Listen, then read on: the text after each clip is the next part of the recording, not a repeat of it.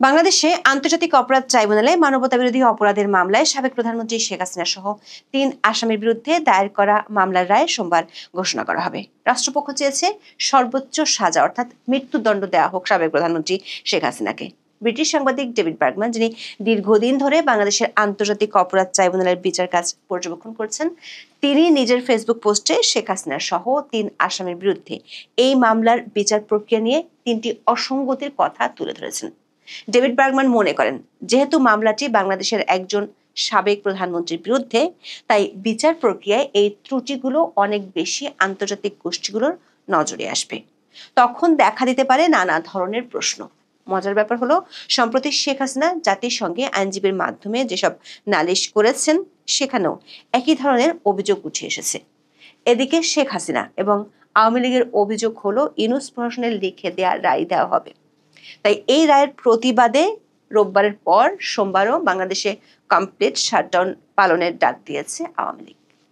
রোববার বেশ কিছু জায়গায় ককটেল বিস্ফোরণ ও বাসে অগ্নিসংযোগের ঘটনা ঘটেছে। আন্তর্জাতিক অপরাধ ট্রাইব্যুনাল ও আশপাশের এলাকায় পর্যাপ্ত সংখ্যক সেনা সদস্য মোতায়েন করে নিশ্চিত নিরাপত্তা নিশ্চিত করতে সুপ্রিম কোর্ট প্রশাসন থেকে সেনা সদরে চিঠি দেওয়া হয়েছে। এসব কিছুকে ছাড়িয়ে নতুন করে বিতর্কের জন্ম দিয়েছে ঢাকা পুলিশ কমিশনারের একটি নির্দেশ। পুলিশ আইনের দোহাই দিয়ে যানবাহনে অগ্নিসংযোগ ও ককটেল নিক্ষেপ করতে এলে সরাসরি গুলির নির্দেশ দিয়েছেন ঢাকা মহানগর পুলিশ বা ডিএমপি কমিশনার শেখ মোহাম্মদ সাজ্জাদ আলী।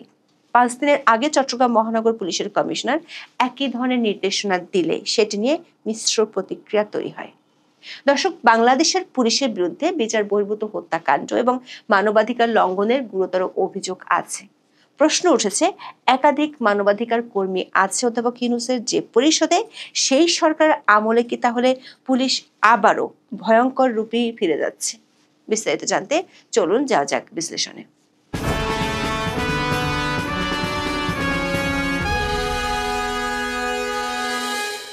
৭১-এর মানবতাবিরোধী অপরাধের বিচারের জন্য বিগত আওয়ামী লীগ সরকারের সময় আন্তর্জাতিক অপরাধ ট্রাইব্যুনাল গঠন করা হয়।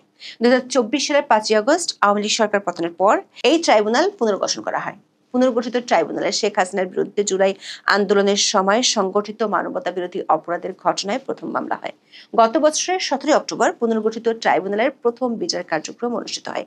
ওই দিনই শেখ হাসিনার বিরুদ্ধে এ মামলায় গ্রেপ্তারি পরোয়ানা জারি করে ট্রাইব্যুনাল। ওই সময় শেখ হাসিনাই মামলাটির একমাত্র আসামি ছিলেন।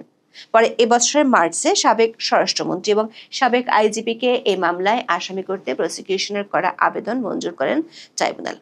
এবছরের 12ই মে ট্রাইব্যুনালের তদন্ত সংস্থা চিফ প্রসিকিউটরের কার্যালয়ে তদন্ত প্রতিবেদন জমা দেয়। এই মামলায় শেখ হাসিনা সহ আসামিদের বিরুদ্ধে 5টি অভিযোগ এনে প্রতিবেদন জমা দেয় তদন্ত সংস্থা।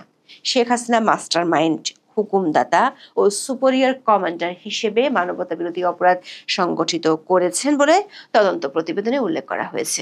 পরে গত 1 জুন শেখ হাসিনা সহ 3 আসামির বিরুদ্ধে আনুষ্ঠানিক অভিযোগ দাখিল করে প্রসিকিউশন।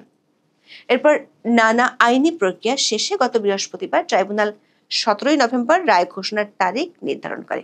এই প্রেক্ষাপটে শেখ হাসিনার দল আওয়ামী লীগ অনলাইনে তাদের কর্মসূচি ঘোষণা করে।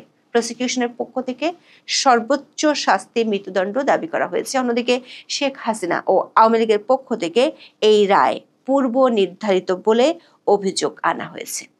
দলটি 2 দিনের কমপ্লিট শাটডাউনের ডাক দিয়েছে। 16 নভেম্বর বেশ কিছু জায়গায় ককটেল বিস্ফোরণ ও বাসে অগ্নিসংযোগের ঘটনা ঘটেছে। আগুন ও হাত বোমা বিস্ফোরণের মতো সহিংস ঘটনার জেরে 4 জেলায় বিজিবি মোতায়েন করা হয়েছে। রোববার বিজিবি সদর দপ্তর এক বার্তায় ঢাকা, গোপালগঞ্জ, ফরিদপুর ও মাদারীপুর জেলায় এই মোতায়েনের খবর দেওয়া হয়েছে। আইসিটি ও তার আশপাশে নিরাপত্তা নিশ্চিত করতে সেনা মোতায়েন চায় সুপ্রিম কোর্ট প্রশাসন। গণমাধ্যমগুলোর খবরে বলা হয়েছে, সেনা মোতায়েনের জন্য ব্যবস্থা নিয়ে সেনা সদরে চিঠি দিয়েছে সুপ্রিম কোর্ট প্রশাসন। এরই মধ্যে ঢাকা মহানগরের পুলিশ কমিশনার একটি নির্দেশ দেওয়ার খবর গণমাধ্যমে ছড়িয়ে পড়লে তা নিয়ে ব্যাপক প্রতিক্রিয়া দেখা দিয়েছে। bdnews24.com এর খবরে বলা হয়েছে, যানবাহনে অগ্নিসংযোগ ও ককটেল নিক্ষেপ করতে এলে গুলির নির্দেশ দিয়েছে ডিএমপি কমিশনার শেখ মোহাম্মদ সাজ্জাদ আলী। রোববার বিকেলে ওয়্যারলেসে কমিশনার এমন নির্দেশনা দেন বলে জানিয়েছেন ডিএমপির অপরাধ বিভাগের একজন উপকমিশনার সহ 3 জন কর্মকর্তা। তবে তারা নাম প্রকাশ করতে চাননি। বিষয়টি বিডি নিউজের কাছে স্বীকার করেছেন ডিএমপি কমিশনার নিজেই। তিনি বলেছেন, ওয়ারলেসে তিনি বলেছেন, কেউ বাসে আগুন দিলে, ককটেল মেরে জীবনহানির চেষ্টা করলে তাকে গুলি করতে। এটা পুলিশের আইনেই বলা আছে। পুলিশের পক্ষ থেকে দণ্ডবিধির 96 ধারার কথা বলা হচ্ছে, যেখানে বলা হয়েছে ব্যক্তিগত প্রতিরক্ষার অধিকার প্রয়োগকালে কৃত কোনো কিছুই অপরাধ নয়। দর্শক, এই একই বক্তব্য জুলাই আন্দোলনের সময় গুলি চালানোর পক্ষে ডিফেন্স হিসেবে তখনকার সরকার ও পুলিশের পক্ষ থেকে তুলে ধরা হয়েছিল। গত সপ্তাহে চট্টগ্রামে কয়েকটি টার্গেট কিলিং এর পর